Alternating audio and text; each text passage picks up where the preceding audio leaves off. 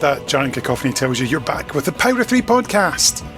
It's time for another 11th Doctor adventure, which has recently received a form of re-release, which is why we're giving it a wee plug now. I'm Kenny Smith, and you rejoin us as we continue our quest through the Doctor Who adventures in print and audio, as we are going to be looking at The Silent Stars Go By, which was the 49th novel in the BBC New Series Adventures range. It's a novel written by Dan Abnett, which features the 11th Doctor, Amy Potland, Rory Williams, and the Ice Warriors. It was released on the 29th of September 2011 in hardcover as one of those large format BBC books with a fantastic cover by Lee Binding. And taking a look at it, you can see there's a nice purplish hue to it. There's the TARDIS in the background, it's a snowy planet, and there's a couple of Ice Warriors there, including one carrying a rather lethal looking sword. If you're a fan of Legacy, the new adventure, I do wonder if it's the sword of Tuber, or somebody like him.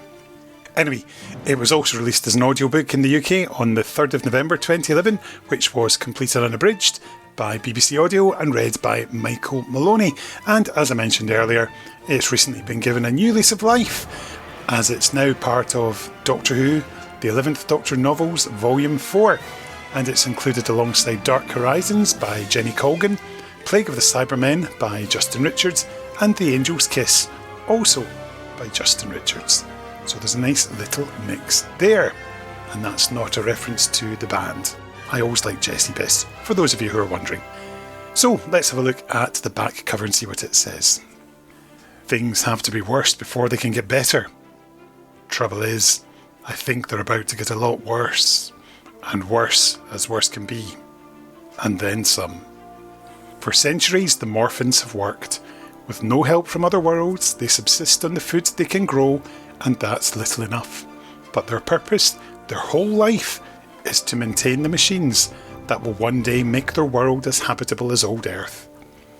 Life used to be hard. Now, as their crops fail, livestock sickens and the temperature drops, it's becoming impossible. This year's winter festival won't be the usual celebration. It's not a time for optimism or hope, and it's not a time to welcome unexpected guests. The Doctor, Amy and Rory find a society breaking apart under the strain. Tensions are mounting, old rivalries are coming to the fore, people are dying. And then the Doctor's old enemies, the Ice Warriors, make their move. With the cold-hearted threat of invasion, the real battle for survival begins. Or does it? The Doctor begins to suspect that behind everything lies a deadlier and even more chilling danger. Of course, this book was actually given a reprint a couple of years later, when it came out as part of the 50th anniversary collection. It had a new cover by two associates, featuring Matt Smith, in front of a sort of, how would you describe it? It's a bit of a sort of starry background with a sort of yellowish colour there, so yeah, that's probably a fair summing up. Very much the Doctor's highlighted, but not a sign of the Ice Warriors. Let's have a look at the back cover. The winter festival is approaching on the hardy colony of Morphins, but no one is in the mood to celebrate. They're trying to build a new life on a cold new world, but each year gets harder and harder. It's almost as if some dark force is working against them. Then three mysterious travellers arrive out of the midwinter night, one of them claiming to be a doctor. Are they bringing the gift of salvation? Or doom? And what else might be lurking out there, about to wake up? Well, there we go, we've had a nice little tease for what it's all about. So why don't we pause briefly and we can have an excerpt from the audiobook. This is courtesy of BBC Audiobooks, and again, you can buy this now as part of the reissued collection of the 11th Doctor Novels, Volume 4. Over to you, Michael Maloney. They had all been told not to go out alone, especially early or late, but that was just worry. There had always been stories of things lurking up in the woods. They were stories made up to frighten children. Vesta had things to do. Some old dog bothering the herds wouldn't bother her. She saw her name on the label above her peg. Harvester Flourish. Next to it, Belle's name. Next to that, an empty peg. Belle was not one for sentiment. She was older and she was clever. However, Vesta Flourish could not let the day go unmarked. Chauncey Plowright had made them all metal cleats for their boots. Bill Groan, the elect, gave Chauncey permission to make them out of leftover sheepskin, and there wasn't much of that remaining. Vesta had hoped when she woke she wouldn't need to use them. But she did. Snow had come again in the night, overlaying the snow from the days before. Everything had a soft, curved edge to it. In the yard, the sky was night blue, the colour of Belle's eyes, first light and clear all the way to the stars. The rooftops and chimneys of Beside, bearded with snow, were black against the blue, and so were the bare trees beyond, and the great rising plateaus of the firmers. The plumes of steam coming from the vents on the tops of the firmers were luminous white against the cobalt blue. They were catching the earliest rays of sunlight because they were so much higher up than anything else. Vesta turned on her solamp and hung it from her pole. Then she started to walk, her metal cleats crunching, her pruning pole probing the snow cover, one hand holding up the hem of her overskirts. A dog barked in the yard. In the byre behind the Flourish house, the cattle were lowing. She followed the north lane out of Beside, past the well, and up towards Woodby, which lay in the shadow of Firma number 2. It was slow going. It was hard work striding over the ground that sank under you. Vesta's legs began to ache. She stopped to rest for a minute and looked down at the streams that fed the autumn mills. They were frozen like glass in that stilled place between night and morning. By the time she reached Woodby, she knew she would not manage to get back to Beside before Guide's bell rang and called them to work. She resolved to work on after night chime to make up. Vesta also knew that the people of the Plant Nation community would excuse her. They would allow her an hour or so once a year. Woodby was quiet. The trees were like silent figures with snowy caps. Autumn had taken their leaves, but winter was bowing their black branches and trunks. Vesta's solamp was beginning to flutter, its charge worn out, but it was getting lighter by the minute. The blue sky and the white snow were both tinged with pink from the sun to be. As she walked along in the quiet, she felt for one moment that someone was following her. But it was just the stillness and her imagination. The memory yard was in the centre of Woodby, a place chosen years ago as a quiet bit of earth.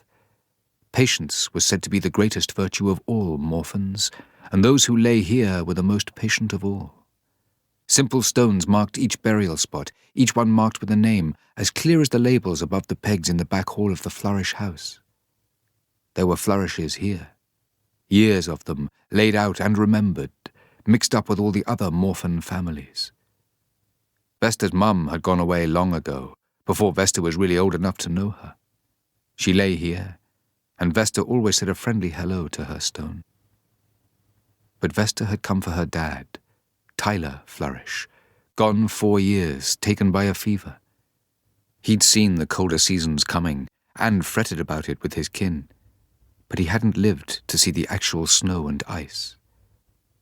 Vesta wondered if he felt it there in the ground across his grave like a numbing blanket. He would have worried too much about his daughters Vesta and Belle, and about the future that awaited them. Vesta crouched by the grave, and brushed the snow off the stone so she could read the name there. She took out the flowers she had brought and set them in the jar on his plot.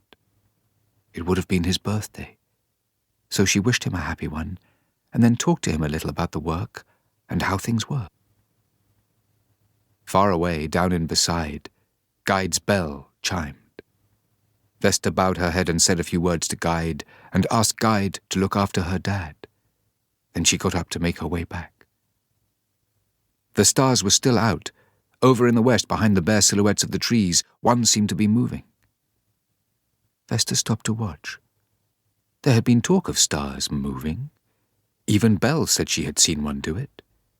Many said it was a bad omen, signifying the coming danger of the cold. But it was a mystery, too. Stars weren't supposed to slide silently past in the darkness of a winter dawn. Moving slowly, making no sound, it disappeared behind a stand of trees. Vesta hurried along to see if she could catch another glimpse of it. That's when she saw the tracks. She almost walked across them. They were so deep in the snow, they held shadow and looked as black as pitch. They cut straight through the heart of Woodby from the north, running away towards firmer number 3. They were the biggest footprints she'd ever seen, bigger than even Jack Duggart would make, with his work boots and his metal cleats on, and everything. It wasn't just the size of the prints. The stride length was also huge. Vesta stared for a moment. She thought hard, trying to explain what she could see. She wondered if they were footprints that had begun to melt, thus exaggerating their size. But they were fresh. The snow was only a few hours old, and there had not yet been enough day to start to thaw it. No one was out except her, not this far north of the town. The tracks were clean cut. She could see where the heel and the toe pads had cut. A giant had walked through the silent woods, and not long ago. If she had left her dad's grave just a few minutes earlier, she would have met it. It would have come right across her path.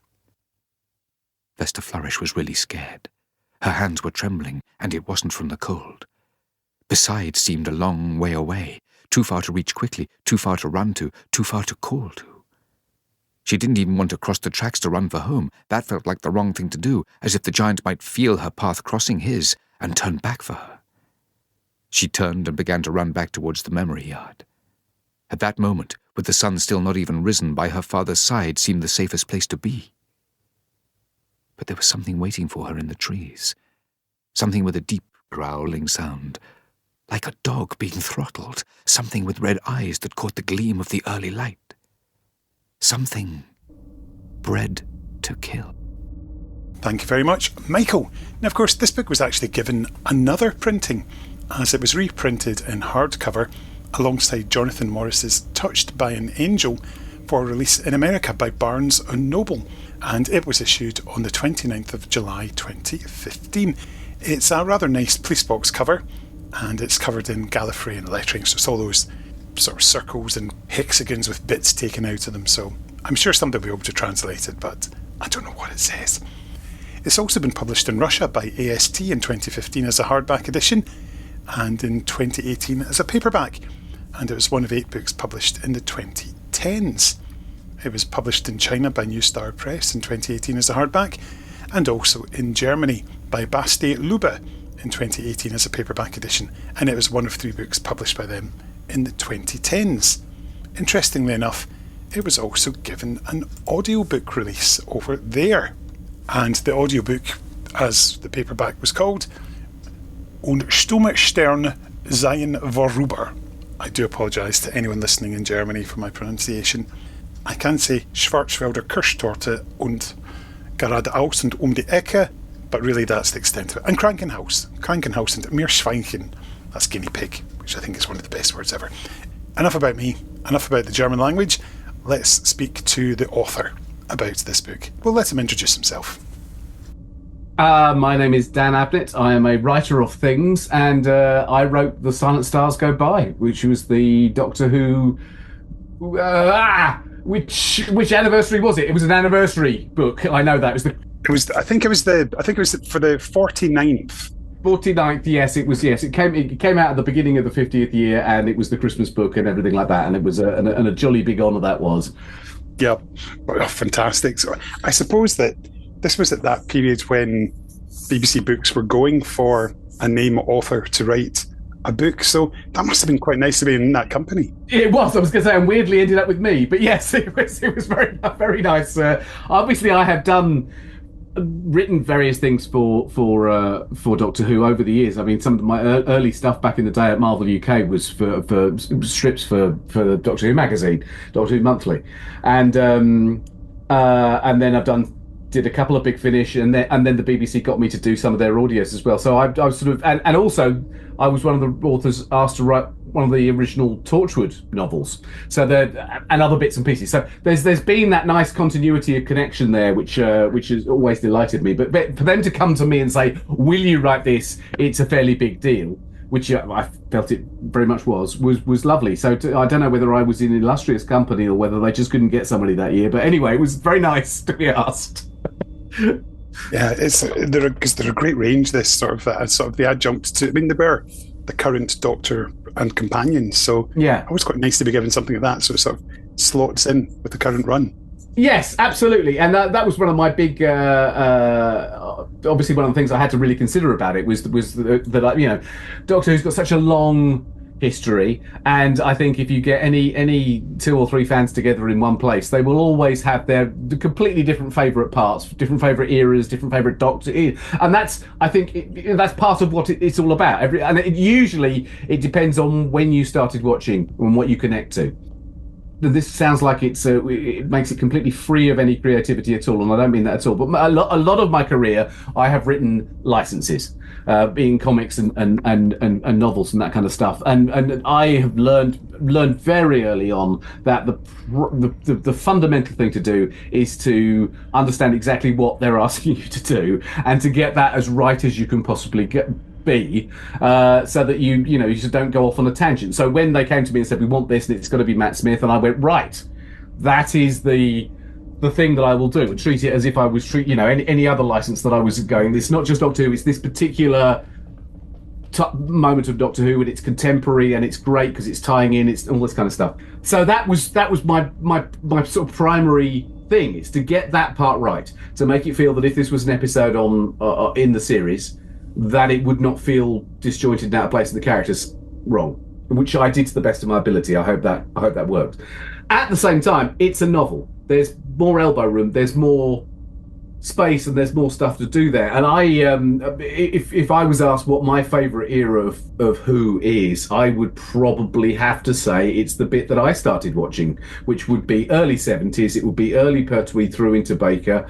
It would be particularly the Earth-based exile series stories with units, stuff like that. And what I remember fondly of those times, and sort of sometimes to a certain extent missing New Who, but that's not a criticism, is the fact that we obviously back then they were serials. There was a sort of a different pace. There was a gradual build up of stuff. There was menace, and often in woodland or sort of wherever they could film this sense of strange things that we didn't quite understand, and there would be reveals as we went along, and there would be this build up of suspense, as opposed to what is often the case in the episodic new era Who, of a fairly fast pace that gets into things quite quickly. Not to say they don't do suspense, but they do suspense in a different way. So, because I had that, and with the permission of my editors, I said I'd like to invest it with a little bit of that sort of a slightly slower paced strangeness that I wanted to fit in with the feel of Matt's Doctor and his companions. So it was exactly what they wanted, but also had a little bit of what I loved about the license, which was that sort of genuine sense of something uncanny and scary, and that sort of build up to that. So that's sort of what I pitched, and that's what they let me do. Whether I did a decent job of that, I don't know, but that was my intention. You did. Don't worry about that. Thank you. The thing that I enjoy is the world building that goes in. Such a good word when you're Scottish, world. And yes, it is. That lovely guttural sound. And just from the word go, like the word God being replaced by guide and things like that. So there's it's that making a primitive society but giving it a technological edge and having everything in there that builds up and we're drip fed that throughout the book. Yes. I think that's I think that's a habit of mine. I quite often do that. Weirdly, when I'm writing things like Warhammer, that you do that quite a lot. You put things in, and they sound strange, and you realise at some point what those words must have been derived from. So I like that. I like some of them where you kind of get it's almost a pun. You get the pun early on when you're reading it, and you will think, oh, that's a nice weird word. I sort of understand what that means. I understand the sort of slang and terminology of this particular world. And others, it takes you a little while, and then you go, oh, wait a minute. By the same logic, that must mean that, which I really like. And I suppose in some respects, I don't know where that sort of approach to world building came from in me at many different places, but one of them would be Doctor Who. I think I think it's Leela's first story with the Sever team and things like that, where they those corruptions of phrases that obviously left an indelible mark on me when I was a kid watching that and going, that's really clever, I know what that means. And they don't want, because instantly when you've got that, you get a sense of a passage of time. You immediately set up a sense of history whereby these kind of corruptions of language have happened, and you're left with this that people think are perfectly normal. And coming in as an outsider, as the reader, or as the Doctor and his companions arriving, they go, wait a minute, that's a little odd. I think I know what that means. Which I don't know. I think it works really, really well, and I wanted to play around with that because I wanted. Obviously, it's not, going back to what I was saying earlier, it's not an Earth-based story. In the sense of a Pertwee exile story or whatever like that, but I did want it to have that sort of sense of it's almost reassuringly medieval Earth, except it isn't, and there's sufficient weirdness there. But I wanted it to ground it. I wanted them to feel like a real community and real people, again, to the best of my abilities. Yeah, you could take it to Salisbury Plain and cover it in fake snow and shoot it. That's very much the feel that I sort of... That was exactly it, yeah. Weirdly, when you're writing a novel, or I suppose a comic with Doctor Who, you do not have the same, or definitely in audio, you do not have the same budgetary restrictions that you would do filming for a TV show. Yet in my mind, the sort of spectacularly huge SF stuff that I could have done wouldn't have felt right. I wanted it to have that feel of a containable, relatable thing that could have sort of been shot on location. I don't know. To me, that's part of it. That's not damning Doctor Who with faint praise, but I think that's one of the reasons it's always felt quite real, because so much of it actually was clever use of real things that made us feel, sort of. And that's why I harken back to that era that I love so much, where one of the reasons it was so scary, it was like it was happening down the road. It wasn't on some polystyrene planet. It was, I always like that. That's why I love the unit stories. Just mentioning of the Doctor there, I suppose with this being tied in with the current series, that meant you didn't need to do too much research, given that you'd have been watching the Doctor, Amy and Rory, and their voices would be in your head already. Yes, true. That is absolutely true. Although it's that you do have to work quite hard, I find.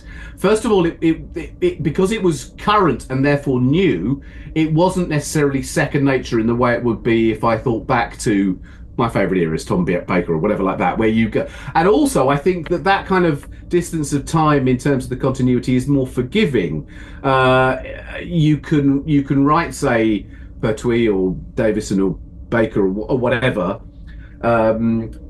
and there is a sense that we all collectively understand what that Doctor is, and it sort of allows for greater variation from a norm because they have become iconic. That's what they are, and you can sort of do all sorts of different things. If you look in the comic strips over the years, there's been a lot of variation in the way certain Doctors have been handled. Yet we all accept that is the Doctor. Sort of that is that Doctor. When it's the one that's on television at the moment that is still evolving, and you've got to be a lot tighter. You've got to sort of not try to be too sort of cliched and go for the obvious things. You've got to really get some sort of sense of it. So actually, that was more of a challenge than if they had given me the opportunity to write one of the earlier Doctors, because their sort of books are, in some respects, from the television point of view, closed, and you can draw upon it as a sort of overall inspiration rather than thinking, no, this really needs to fit that in. So yeah, having those dialogue patterns and characteristics was something I just kept a careful eye on, just to make it sure it was that and not some generic Doctor and generic companion. I thought you very much captured Rory, especially just that poor hapless nature, the way he just sort of blunders into things and then gets caught up in the flow of events, and in this case literally the flow when he falls through the ice. yes indeed. I always thought Amy's such a dynamic companion. I always thought there was sort of Rory got a little bit of short shrift because he was almost like the fall guy in that triumvirate. So I wanted to make sure that he wasn't just along for the ride, that he actually gets, however hapless, he actually gets things to do as well, so that you can, again, there's something a novel can do that maybe a TV show wouldn't be able to structure in quite the same ways, that you can divide and you can follow each character doing different things, and so I think that was a benefit. At the back of my mind, I was aware of the fact that I'm writing a novel. This isn't a novelization. This isn't a story that could appear. What can I do with this that is a novel, that allows the form of a novel to tell the story that perhaps TV couldn't, and vice versa. So yeah, there was that too. So when did the Ice Warriors come into it? Did you ask for them, or were you told you can have a classic monster? I'm trying to remember that, because I knew you'd ask. I seem to think that I had the basic idea, and then I think I asked. And at that point, obviously, Ice Warriors had not been in the show for a very long time.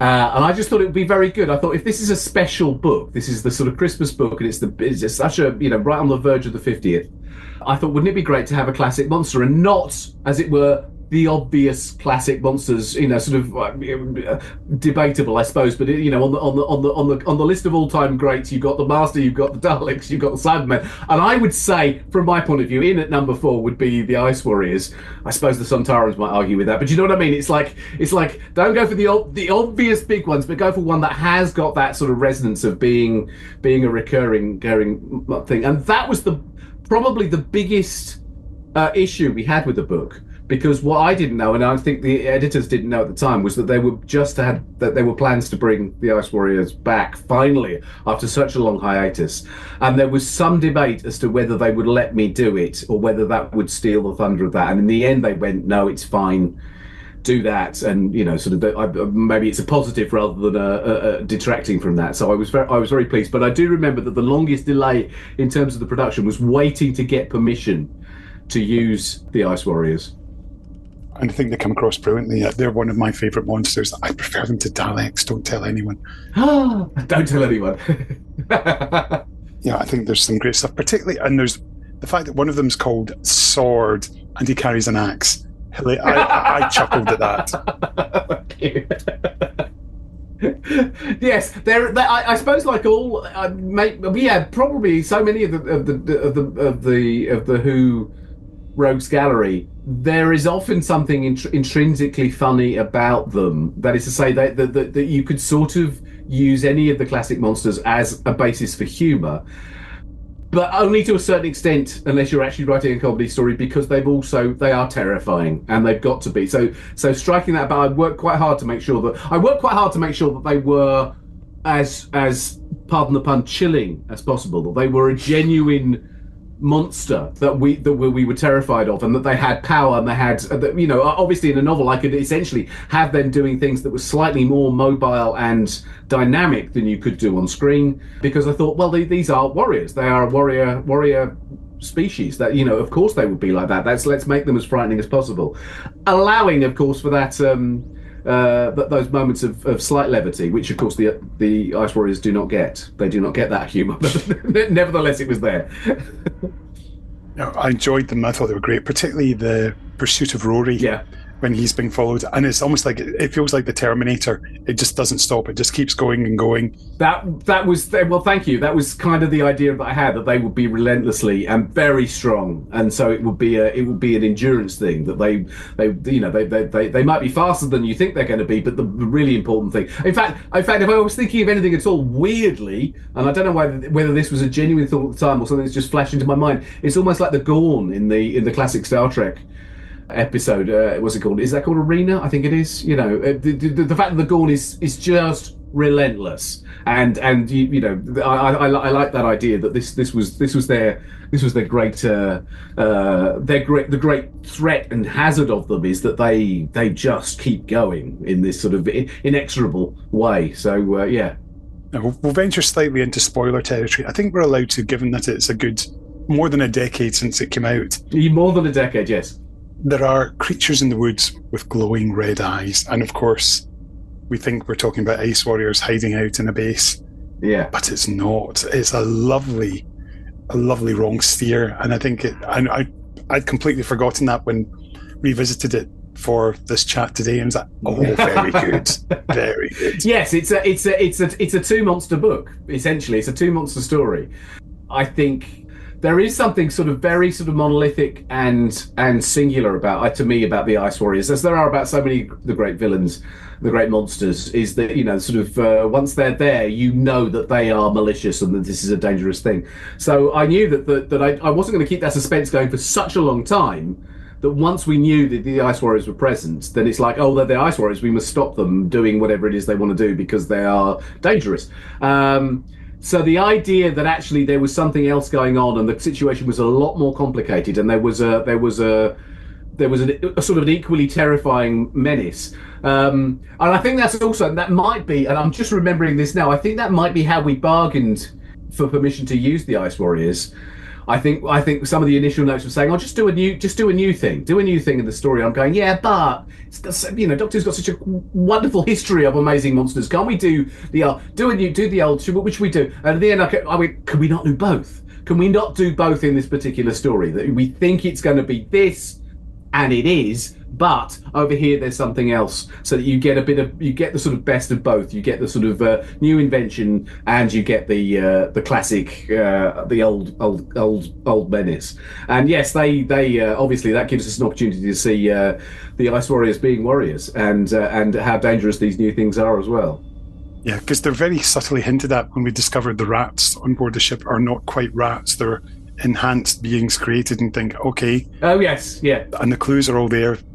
And it's very cleverly done. It's like, of course. But of course, it gets to the point where we've got your new humans fighting against the Ice Warriors, and I found myself on the side of the Ice Warriors, and it's where they're hearing they're being ripped apart, and it's like, oh, nasty. Yes, yeah. It does get quite savage. I think it gets quite medieval, actually, which was in keeping with the pseudo tone of the setting. But yes, it gets brutal. It is, and I genuinely thought it would be that's something that a novel can do. We can have that kind of scope. We can have that kind of action, as it were. And it's about time we actually saw Ice Warriors, like I said, being warriors against something that is a legitimate martial opponent rather than something that they are crushing or victimizing. So I thought that was quite good. And you know, sort of them coming up against something that can give as good as it gets. Don't we all love stories where Cybermen fight Daleks? Don't we all, you know, sort of... It is that age-old fan thing of, you know, who's stronger, the Thing or the Hulk. I like those stories. I think they're great fun. And sometimes you're thinking, why can't we have Cybermen meeting Ice Warriors? And we are, you know. Well, I'm sure that Big Finish are thinking about them. But no, there's a bit here that I've got here. It landed on the Ice Warrior with the axe from behind, knocking him over face first into the half-broken guardrail. Entangled, they fought brutally with each other, each one trying to break the other's grip. The red-eyed monster tore away first, but only so it could pull back and put all of its inhuman strength into a driving hook that ripped across the Ice Warrior's face, shredding his visor. The Ice Warrior, mortally hurt, staggered backwards, hissing like a punctured tire, and toppled over the torn rail. He dropped away into the flaming abyss below. It's like, oh, it is... Yeah, there you go.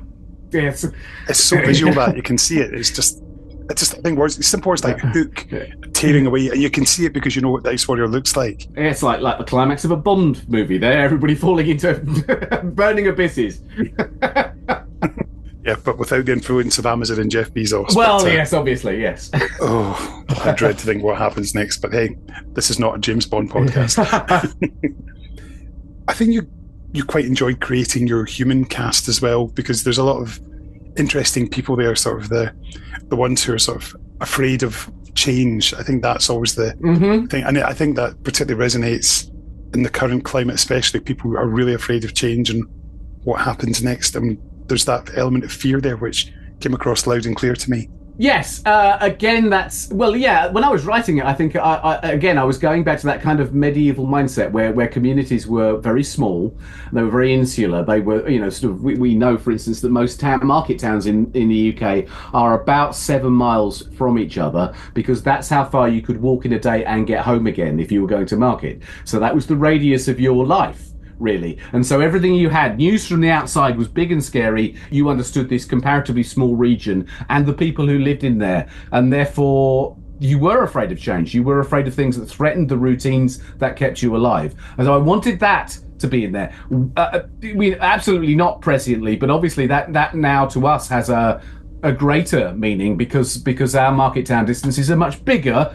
You know, they're global, but we can still see those things. We're seeing things happening outside of our environment, outside of our community, outside of our control, but still things that are going to affect us massively. And that always breeds a sense of fear and a sense of helplessness, of powerlessness against something that is bigger and inexorable. So yeah, maybe that rings true. It was very much in the context of that story there that was coming out, that kind of quasi-historical setting. But hopefully that is a universal or timeless theme that can apply in different ways whenever you're reading it.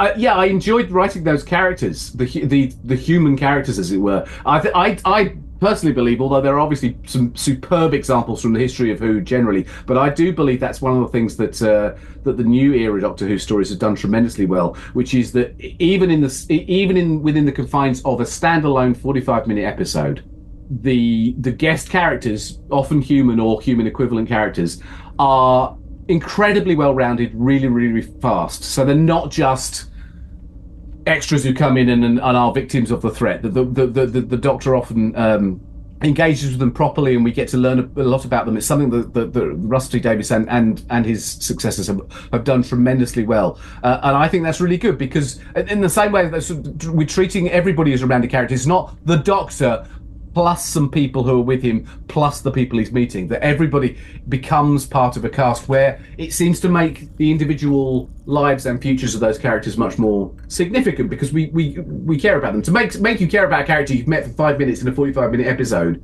I think is a real achievement.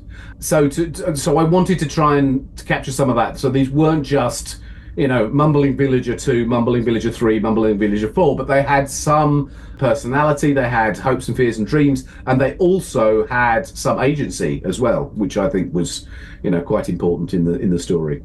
The Ice Warriors also get a fair shout. I think, you treat them very fairly, given that, like humanity, they're trying to just survive, but humanity got there first to this planet, and here the Ice Warriors showing up, and they're thinking, we could repeat our Seeds of Death trick and deprive the planet of oxygen and things like that, but they don't. And ultimately they do get their own happy ending, and the Doctor gets to be the hero of the day for them as well, and writes himself into Ice Warrior lore too. He does, yeah. I mean, in this particular instance, the Ice Warriors, I mean, they are not essentially invaders or conquerors in that kind of outright way that, say, often the Daleks or the Cybermen are, where it's like this is a malicious intent, we are going to seize this because we're going to do this. As you say, they are trying to survive themselves, and they are very capable of doing so, because they are hardened warriors and all this kind of stuff. So it is not a matter of as it were, banishing evil, but of de-escalating a conflict, and making some sort of negotiation as to why somebody will stand down. And I think that's what the Doctor's all about. And I think rightly treating them, no matter how dangerous they are, how aggressive they are, treating them as a sentient species that deserves respect for being that, is classic Doctor Who, and he negotiates that peace. So he doesn't just sort of condemn them all to die in some kind of huge explosion or whatever, because that's the easiest way of tidying up that menace. Yeah, I also like the way that the Doctor refers to himself as the cold blue star, of course, which is spoken in Martian. Yes. And they're like, we don't know what you're talking about. You can just so imagine Matt doing it, sort of going in all yes. full of himself and sort of that swagger, and then, which I thought was lovely. I just thought there are a few Doctors who'd carry that off, and I think that was just perfect. Yes, that Doctor persona was a particularly interesting one. I think the sort of that kind of very quick connection between joy and then disappointment and then pride and then mortification. There was something he was, as an actor, very, very good at doing that, and it made that Doctor very, very personable, because he could somehow simultaneously be sort of unbeatably the Doctor and yet flawed at the same time, which I think is a lovely balance to be able to show almost all the time. The book got great reviews when it came out. I've just had a quick check in Goodreads. It's got a rating of 3.95, and that's from 2,686 ratings. So that's pretty darn good going. That's pretty darn good. Yeah. That's yes. Happy with that? Yeah, I suppose that's the thing. When you have put your heart and soul into something like this over such an intense period of time, to then get that notice, it's like, oh, it paid off. The hard work paid off.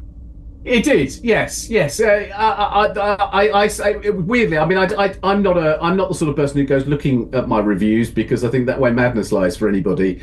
So I'll be delighted to when I see high star ratings on things like Goodreads or even Amazon when you see the good sort of your 4 or 5 stars lighting up or whatever.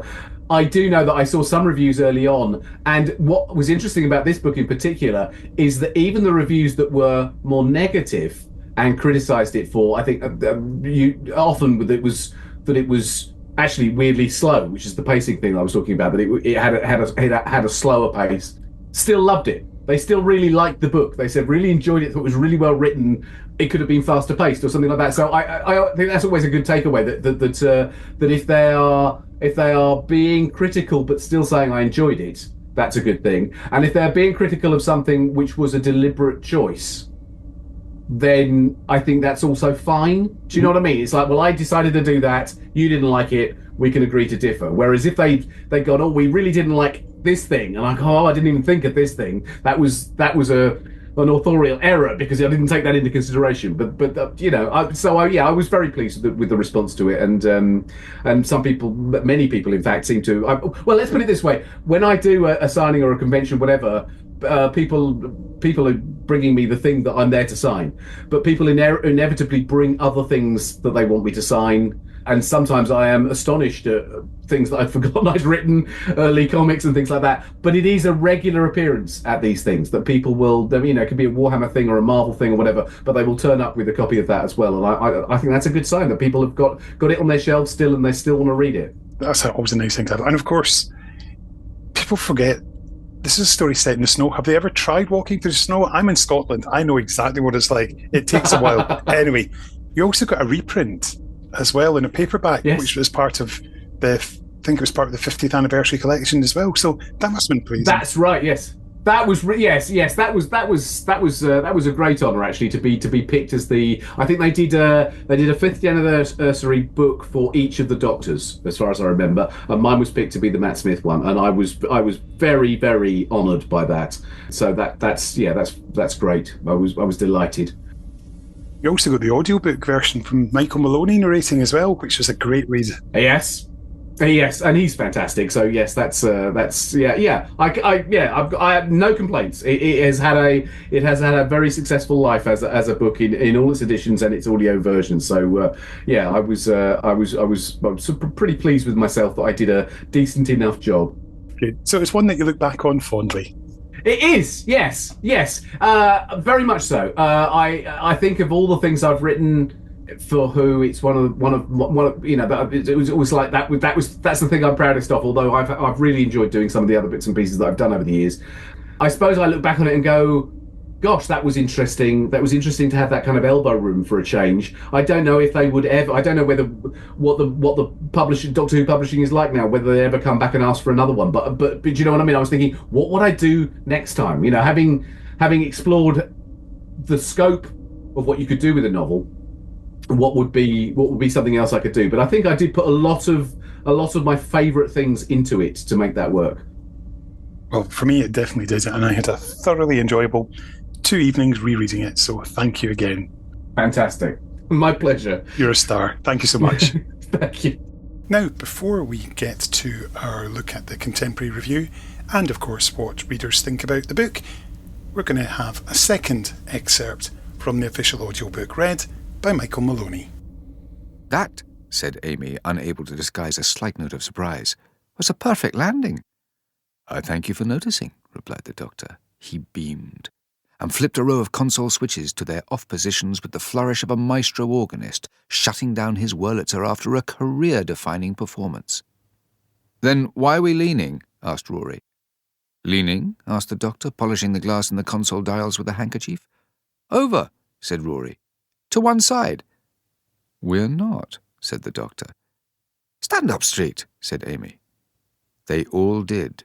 They all looked at themselves in relation to the guardrail uprights. Ah, said the doctor. That is leany, he conceded. Perhaps not as perfect as I first imagined, he added. Leany? Asked Amy. Well, leanish, at the very least, replied the doctor, sliding down the handrail of the stairs to reach the TARDIS main deck. We're allowed to make up words now, are we? Asked Rory. I thought that was well established, said Amy. Look, it doesn't matter, said Rory, following Amy down the control room stairs. It wasn't a complaint, the leaning thing. Leanish, the doctor and Amy corrected him together. Whatever, said Rory. It wasn't a complaint. I wasn't complaining. Lean all you like. I just want to check that we're in the right place. We can be leaning in the right place. That's fine, as long as we're in the right place. Are we in the right place? The doctor stopped at the TARDIS door, turned to face Rory, and placed a reassuring hand on his shoulder. He peered into Rory's eyes. Rory Williams Pond, said the doctor. Not my actual name, said Rory. Rory Williams Pond, did I not promise to get you back home for Christmas? Yes. Back home to Earth for Christmas? Yes, directly to Ledworth, near Gloucester.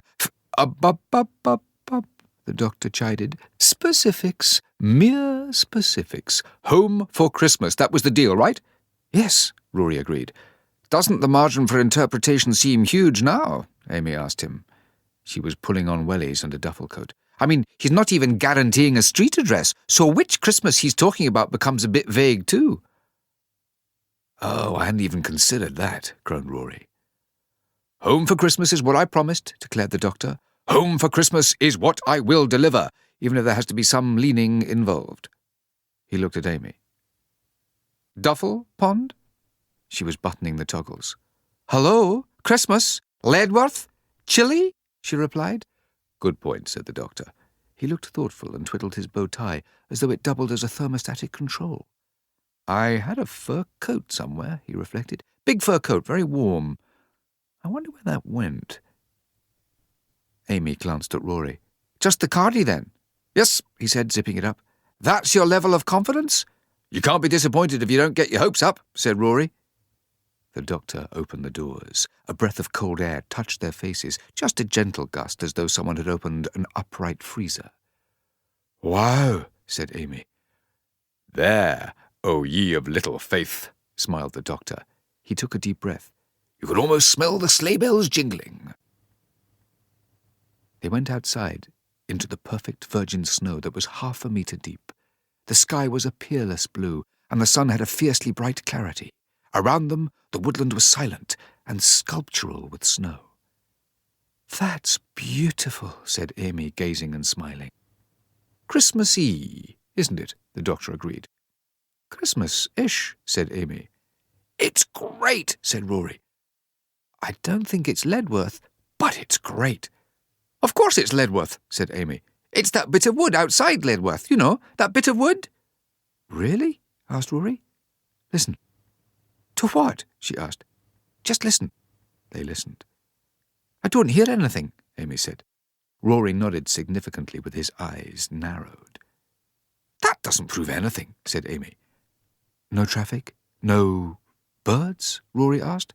It's early, said Amy. It's Christmas Day. It's not that early. Look at the sun. The roads are closed because of the snow. There's not that much snow. Thank you once again to BBC Audiobooks, and as I said, you can pick this up as part of the 11th Doctor Novels, Volume 4. Now, moving over to the pages of Doctor Who magazine, they reviewed The Silent Stars Go By in issue 440, and it was reviewed by Matt Michael. And Matt said, Christmas seems to start earlier every year, doesn't it? That's certainly how it felt as I settled down with a mince pie and a glass of sherry to read this special, festive-flavoured 11th Doctor novel. Set on the planet Hereafter, a human colony world of the far future suddenly encased in snow, The Silent Stars Go By gets top marks for atmosphere. evoking memories of icebound horror stories such as The Thing and The Seeds of Doom. Writer Dan Abnett gives us something very nasty lurking in the snowdrifts, hunting down the inhabitants of Beside and putting the pioneers on this fragile new settlement in mortal danger. It's no surprise, given they're all over the cover, that the Ice Warriors make their long-awaited return. The Martians have rarely been done better, with Abnett really playing up their size and sheer brute strength. The first half of the book takes the form of an extended chase, recalling the Ice Warriors' original appearance as they hunted Victoria through ice tunnels and emphasising their unstoppable, relentless nature. Like a horror movie villain, they just keep coming. But Abnett remembers that the Martians aren't mindless monstrosities.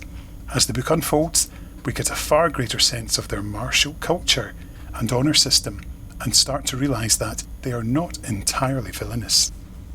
Just as he gets the monsters right, so Abnett perfectly captures the dynamic of the 11th Doctor's team. The Doctor, all angular awkwardness and spiky brilliance. Amy watchful but impulsive. Rory tagging along but ever dependable. Their opening scene reads like the novelisation of a yet-to-be-aired and pretty fantastic episode. Better still, the future primitive world of Hereafter is economically but convincingly sketched with its own language and culture. Because of this, it's easy to imagine what the story looks like and to immerse yourself in the novel. The Silent Stars Go By is perfect for devouring after Christmas lunch as the shadows lengthen and the fire crackles. So it's a winner there from podcast pal Matt Michael. But what do you, the readers, think? Let's have a quick look on Goodreads. So as I look, it's got a rating of 3.95 from 2,695 ratings, and it's had 314 reviews.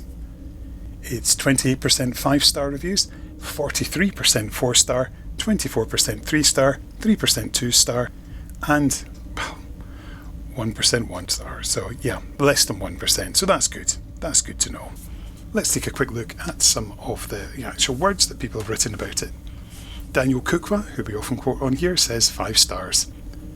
I blazed through this in less than a day, and for good reason. It's the most amazing, exciting, unpretentious Doctor Who action-adventure I've read in some time, featuring the superb return of a great monster, a well-worn traditional plot device that feels like an old friend, and spot-on characterisation for the 11th Doctor, Amy and Rory. A wonderful wintry Christmas literary gift indeed. There's a 5-star review also from Sam Whale.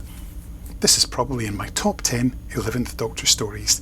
The characterisation of Matt Smith's Doctor is so spot on, it almost feels like he's performing the role as you read. Amy and Rory are written strongly too, both capable and strong-willed, while still feeling like real 3D people. The side cast was solid. While not amongst the strongest in Doctor Who history, the Morphins were very endearing as a group, and the primary siblings were interesting enough. The Ice Warriors were characterised very well too. They're one of Doctor Who's most fleshed out and well-developed antagonists in my opinion, and they felt very in keeping with the spirit of their species throughout the book. The prose was very lovely and poetic. It fits the fantasy vibes of the 5th and 6th seasons of the show very well. Also, both Jamie McCrimmon and Victoria Waterfield both got a nod, which made the whole book a guaranteed like for me. Here's a 4-star review from FR. FR says, the Doctor, Amy and Rory arrive in the midst of a post-technological society, facing a looming crisis. For a long-term fan, there's a lot of fun in The Silent Stars Go By. We have a returning monster and countless references, some tongue-in-cheek, to past classic Doctor Who. If Dan Abnett isn't a fan of Patrick Troughton, then I'll give up the contents of my TARDIS money box. The result is a cracking adventure with a fantastic twist. There are other books, even Doctor Who spin-off books, which have a more exciting prose style, and some of the supporting characters remain oddly characterless. But really, I'm nitpicking. I read the whole book in a weekend and had a big geeky smile on my face the whole time. 4 stars also from Lauren Stoolfire. The Silent Stars Go By Dan Abnett really got the Doctor and Rory's voice right. A little less so when it came to Amy, but I'll admit that I was just glad Rory got to do a lot of good stuff in this story. Rory is one of my favourite companions, and it's always good to see him get to stand in the spotlight. However, Elizabeth Emily Brown Brown with a final E gave it 2 stars. OK, yes, I admit it. I only bought this book because it has Matt Smith's face on the cover, and he is my favourite Doctor. But I was still expecting to enjoy this. How very wrong I was. It seemed like all the characters were dumbed down. I hated the fact that Amy came across as stupid, and the complete opposite to how she really is. I think in future I'll be sticking to the programme. I really didn't want Matt Smith to leave as the Doctor, and his final episode had me in tears. I felt absolutely no emotion towards this book whatsoever. All that happened was they ran away from some things, then they ran again, and then they ran some more. Ugh, I'm just so disappointed. I so wanted to enjoy this. I wanted to be right back there with the 11th Doctor, living it all again. But I wasn't. I just don't know whether my hopes were too high, or if the book just didn't deliver. Either way, I'm disappointed. Oh dear, poor Elizabeth Emily Brown with a final E. Hopefully she might have reread it and enjoyed it more. We're nearly out of time, but before we go, we'd like to remind you to give us a review on your podcast provider if you would be so kind.